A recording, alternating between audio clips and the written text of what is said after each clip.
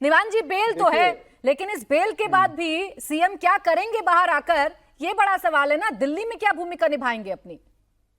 देखिए, अभी ये प्रवक्ता, माननीय प्रवक्ता आधे अधूरे ज्ञान की बात कर रहे थे। मैं इनके लिए भी थोड़ा ज्ञान पूरा कर देता हूँ। अभी इन्होंने क्या कहा कि बेल बेल ही तो मिली है। अब बेल बेल के अलावा इस सिचुएशन में कोई व्यक्ति निर्दोष हो, उसको जज कोई विजयी भव का आशीर्वाद तो दे नहीं सकता कि जाओ और देश को बीजेपी मुक्त कर दो। ऐसा तो नहीं हो सकता। इस सिचुएशन में तो बेल ही मिल सकती है। इसके बाद ट्रायल शुरू होगा, उसके बाद में बरी भी होकर आएंगे।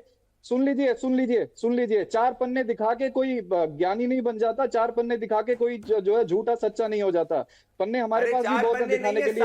70,000 पन्ने में, 70,000 पन्नों में जो तुमने देश को उलझाया है ना, वो देश के सामने आ गया है। अब पन्ने मत दिखाओ, आप सच्चाई सुनो। आप आराम से, आपने बोला, अब मैं बोलूंगा, अब आप सुनोगे। आपने क्या बोला सुप्रीम कोर्ट का ऑर्डर नहीं दिखाऊं मैं? आप सुनिए, सुनिए, सुनिए, कोई बात नहीं। ये ईडी के ऑर्डर की बात कर रहे हैं। इन्होंने ईडी का ऑर्डर अपने सिलेक्टिव अप्रोच के हिसाब से पढ़ दिया। आज जो जज ने बोला कि मैं इससे एग्री नहीं करता कि इनको ये सब रिस्ट्रिक्शन लगानी चाहिए, ये इनको नहीं सुनने में आया, ये इन्होंने नहीं पढ़ा, ये देश को गुमराह कर रहे हैं, ये देश को नहीं बता रहे कि आज के ऑर्डर में जज ने क्या कहा। निवान जी, दो जजेस थे।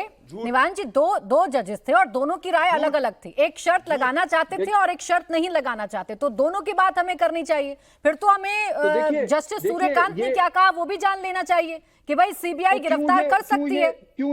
क्यों ये उन्हीं को कोर्ट करना चाहते हैं जो इनको फेवर करता है? हमें वेट करना चाहिए क्या? हम इसको हो सकता है लीगली भी चैलेंज करें, हो सकता है ये कंडीशन भी हट जाए। ये इतनी जल्दबाजी में क्यों है? नहीं, तो आप भी तो वही कोर्ट कर रहे हैं ना निवान जी, जो आपको सूट करता है। आप दोनों अभी बिल्कुल एक दूसरे की तरह बिहेव कर रहे हैं। जो आपको सूट कर रहा है आपने उठा लिया, जो भंडारी जी को सूट कर रहा है वो उन्होंने उठा लिया। बोलिए प्रदीप भंडारी जी, फिर दो और मेहमान। मैं तो सिर्फ ये कह रहा हूँ कि 2 साल से इन्होंने जो हमारे नेताओं को अंदर रखा बिना किसी, मैं पूछ लेती हूँ, जवाब दे दीजिए प्रदीप भंडारी। 2 साल जो इन्होंने खराब किए, 2 साल आप लोगों ने खराब किए, कोई प्रूफ तो था नहीं, कोई स्ट्रॉन्ग केस था नहीं, इसलिए एक के बाद एक सब बाहर आ गए, सबको जमानत मिल गई।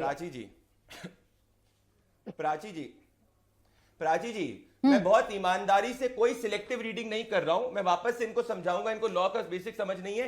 2 जजेस ने 2 ऑर्डर्स दिए हैं जिसमें कंकरेंट ऑर्डर ये आखिरी में पास किया है। दोनों जजेस में जो राय का डिफरेंस ये था, एक जज ने सीबीआई के ऊपर टिप्पणी करी थी, एक जज ने सीबीआई के ऊपर टिप्पणी नहीं करी थी। पर जो दोनों जजेस ने, प्लीज जाके पढ़िए, मैं इनको भेज दूंगा, पढ़ के नहीं आ रहे, ये फाइनल पार्ट है ऑर्डर का, मैं पढ़ना चाहूंगा और ध्यान से सुनिएगा। Leave granted in view that जजेस justice Ujjwal Goyal and Justice Suryakant had a differing opinion. Para number 47 is what they agree to. और ऑर्डर क्या कहता है? पॉइंट नंबर 1, ऑर्डर ये कहता है कि एपेलेंट को 10 लाख का बेल बॉन्ड देना होगा। ऑर्डर ये कहता है कि मुख्यमंत्री जो है, ध्यान से सुनिएगा, कोई फाइन नहीं साइन कर सकते। ऑर्डर ये कहता है कि कोई भी public comment merit of the case पे नहीं कर सकते।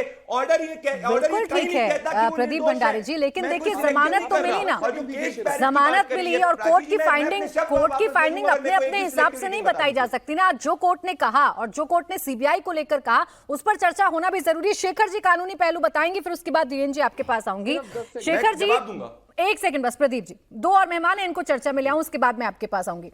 शेखर जी, देखिए जज ने जो कहा वो बात ठीक है कि अरविंद केजरीवाल को आज बड़ी राहत मिली है और वो जश्न की तस्वीरें मैं देख भी रही हूं। बारिश हो रही है लेकिन तिहाड़ जेल के सामने नाच रहे हैं, झूम रहे हैं, ढोल नगाड़ों के साथ पोस्टर लेकर पहुंचे हैं। ये उत्साह बनता है कार्यकर्ताओं का। लेकिन जज ने शर्त भी तो लगा दी ना, बाहर आइएगा, क्या करिएगा? देखिए, इसमें 2 चीजें हैं।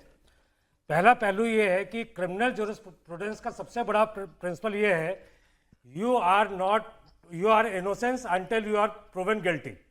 इस केस में अब तक ना तो ये कोई ऐसा तथ्य दे पाए कोर्ट में कि कोर्ट, जब पीएमएलए जैसा केस था जिसमें ट्विन कंडीशन है, जब तक जज को निर्दोष ना लगे वो बेल नहीं देगा।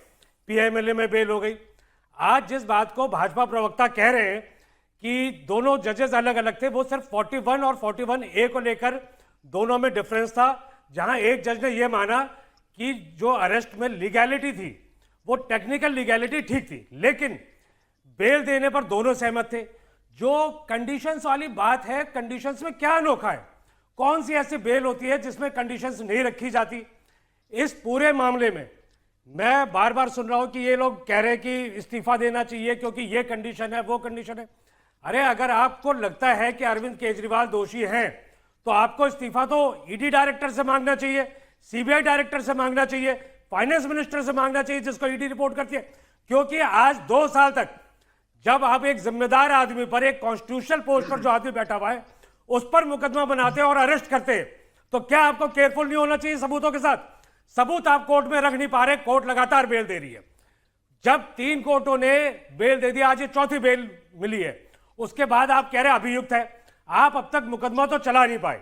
मुकदमा जो ट्रायल है वो अब तक शुरू नहीं हुआ है। आरोपों से बरी थोड़ी ना किया है। नहीं, आरोपों से बरी नहीं बरी किया, तो नहीं लेकिन किया आरोप ना। किसके? आपको जमानत मिली है, वो भी सशर्त जमानत मिली है। तो सिर्फ आरोप है।